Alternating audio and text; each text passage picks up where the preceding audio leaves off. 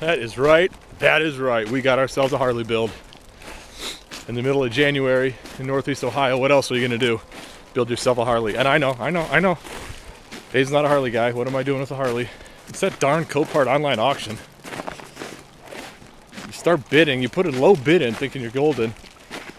And all of a sudden it goes live and people start bidding against you and it just keeps creeping up. And next thing you know, you win.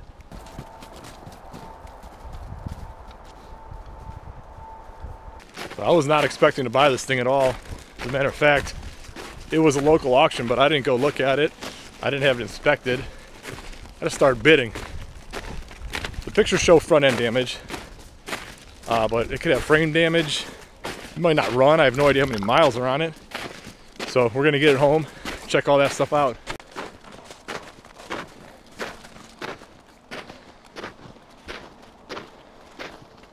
So the goal with this is to just flip it.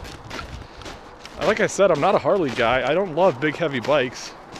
I'll probably break this up into 2 videos. In the first video, we'll just do a walk around, get it started and tear it down. In the second video, I'll rebuild it, take it for a ride, and I'll do a price breakdown of how much it costs to buy, the fees for Copart, and then all the parts I put into it. And then how much I'm gonna list it for, see how close we can get. I'll probably ride it a little bit, but it's January and I hope to have this thing done in a month. So it might still be too cold. We'll see.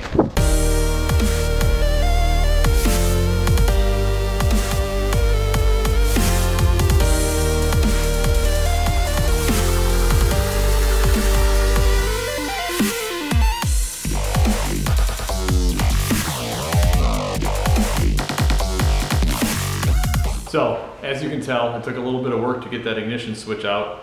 I finally got it out, pulled it out, only to find that it came out in about 30,000 pieces.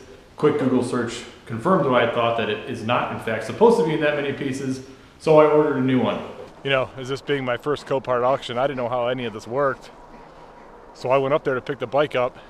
They bring it out on this giant forklift hanging with some straps, and when they hooked the bike up, they hooked the spark plug wires and caught some trim pieces with that strap, and that 900-pound bike hanging on that strap messed some stuff up. So I know we're gonna have to replace those spark plug wires. Genuine Screaming Eagle.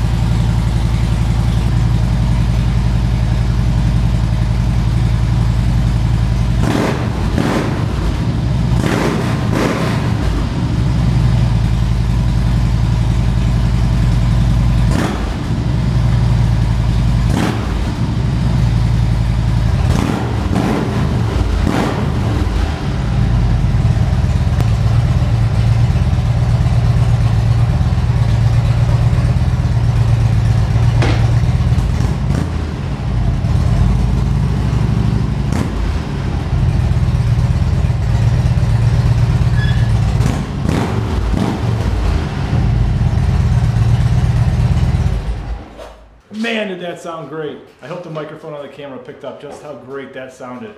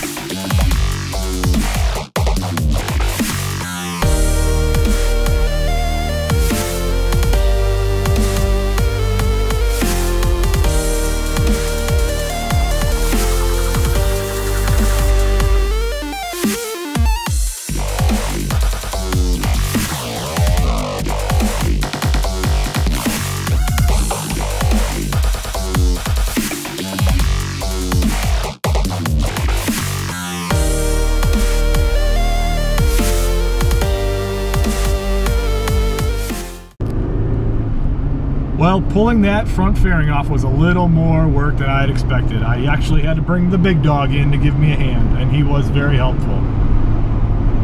That wiring harness is just so much going on there, man. But we got to figure it out. Whoever had the bike before me looked like they were monkeying around in there a little bit, because there was some speaker wires that looks like surround sound speaker wires you have in your house. There were some plugs that were just unplugged randomly. I have no idea what they go to, but we'll figure it out. We'll figure it out. I have the new interfering ordered. It should be here any day. And then we will just swap everything from the old one onto the new one, so it shouldn't be too bad. Getting it back on and everything plugged in right, that may be a little chore, but we'll figure it out. Up next though, we got to get that front wheel off, the brake calipers off, and those forks off, and hopefully it's not too bad. Every video I've seen, those forks just slide right out, so let's see how she goes.